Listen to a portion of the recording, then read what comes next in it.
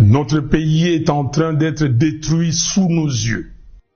Il est impératif d'agir sans tarder pour empêcher l'irréparable, à savoir la balkanisation du Congo. Une menace imminente qui met en péril notre souveraineté. Nous n'avons plus d'autre alternative. Il est temps de sauver notre nation du spectre d'effondrement. Depuis le 30 juin 1960, notre pays n'a jamais affronté un défi aussi existentiel. La guerre qui ravage actuellement notre territoire menace l'unité de notre nation.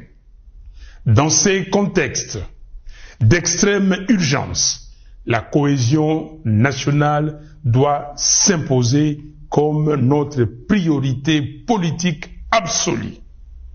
Chaque jour, nos villes, nos territoires, nos villages et nos provinces tombent sous le joug des agresseurs, tel un héritage laissé à l'abandon. Combien de morts faudra-t-il encore pour que nous prenions pleinement conscience de l'urgence d'unir nos forces, de transcender nos divergences et de trouver une solution pour préserver les 2 345 410 km² de notre territoire. La balkanisation du Congo, insidieusement orchestrée sous nos yeux, ne saurait être tolérée. C'est un projet ignoble, une profanation de l'héritage légué par Simon Kimbangu et Patrice Lumumba. Aujourd'hui, plus que jamais, il incombe à chaque Congolais d'assumer sa part des responsabilités dans la lutte pour la sauvegarde de notre pays.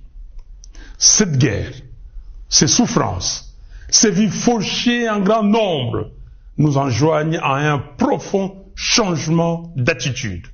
Nous ne pouvons plus nous permettre l'inaction ni la complaisance. Il est de notre devoir de contrer ceux qui cherchent à diviser notre peuple et à nous précipiter vers notre propre perte.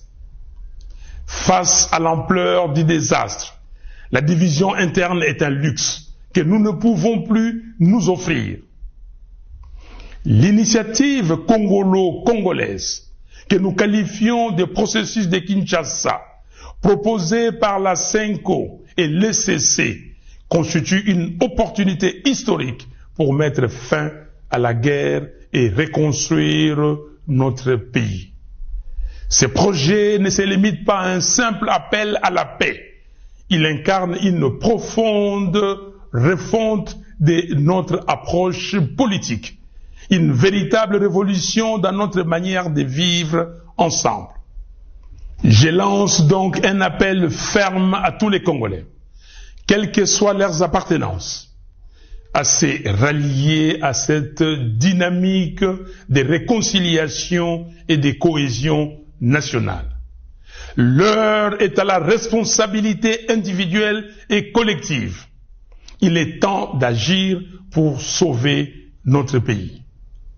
J'exhorte Corneille Nangaa à déposer les armes, à faire prévaloir l'intérêt supérieur de la nation, en pensant à l'intégrité de notre territoire national et surtout à reconnaître les droits inaliénables à la vie de ses frères et sœurs.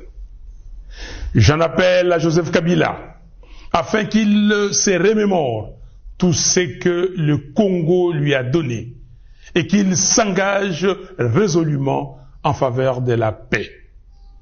J'invite Félix Tshisekedi à mesurer l'ampleur du désastre qui accable notre pays et à soutenir sans réserve l'initiative des évêques de la CENCO et des pasteurs de l'ECC.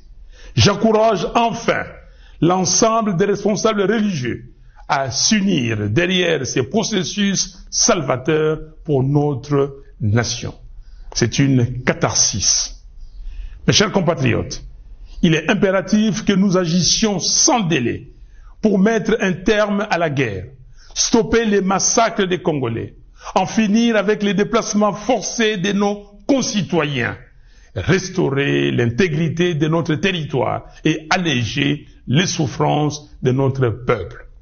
Il est temps de replacer notre nation sur la voie du développement, du progrès et de la dignité.